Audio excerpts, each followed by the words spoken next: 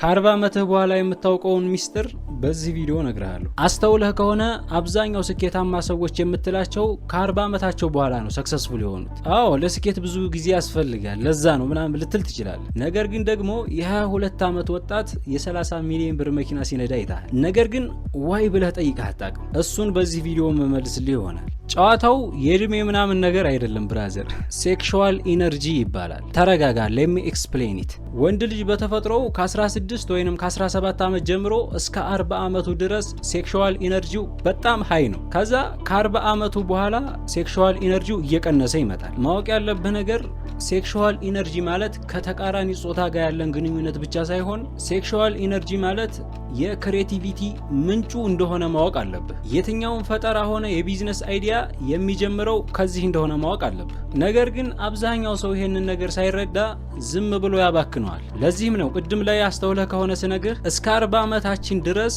በጣም ሃይ ስለሆነ አብዛኛው ሰው መቆጣጠር አይችልም። በዚህም ምክንያት ሴክሹዋል ኢነርጂን ክሬቲቪቲ ላይ መጠቀም ትቶ ስሜቱ ያሸንፈዋል። ከዛ ከ40 ዓመት በኋላ ያ ሴክሹዋል ኢነርጂ እየቀነሰ ስለሚመጣ የዛን ሰዓት ላይ ማሰብና ፎከስ ማድረግ የሚባለው ነገር ይመጣል።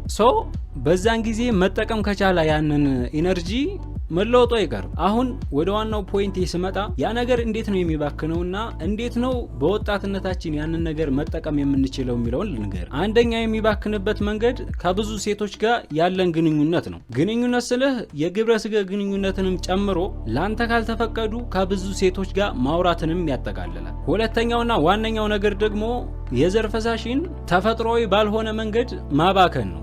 ያንን ጎል የሆነ ነገር ወደ ውጭ ማስወጣት ማለት ነው። ወይንም ማስተርቤሽን ልትለው ትችላለህ። እንዴት እንደሚባክን ከነገርኩህ እንዴት ነው የምትጠቀመውና ከተጠቀምከው በኋላ የምታገኘውን ነገር ልንገር። አንዳንድ ጊዜ በተፈጥሯችን ሴክሹዋል ኢነርጂ በጣም ሃይ የሚሆንበት ጊዜ አለ። ሃይ በሚሆንበት ጊዜ ያ ኢነርጂ በዛን ሰዓት ላይ ስታስብና ስታቅድ አንሊሚትድ የሆነ አይዲያ ታገኛለህ። ነገር ግን ይሄንን በአንድ ጊዜ ምናምን የምታገኘው ነገር አይደለም። ኢት ቴክስ ታይም፣ ትንሽ ጊዜ ይፈጅብሃል።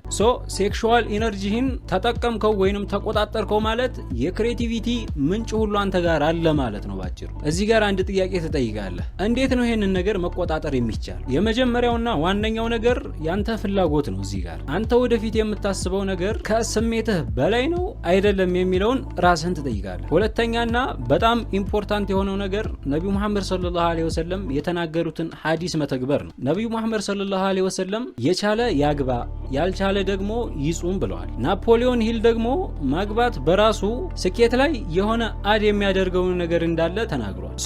ምርጫውና ፍላጎቱ የናንተ ነው። ይመቻችሁ።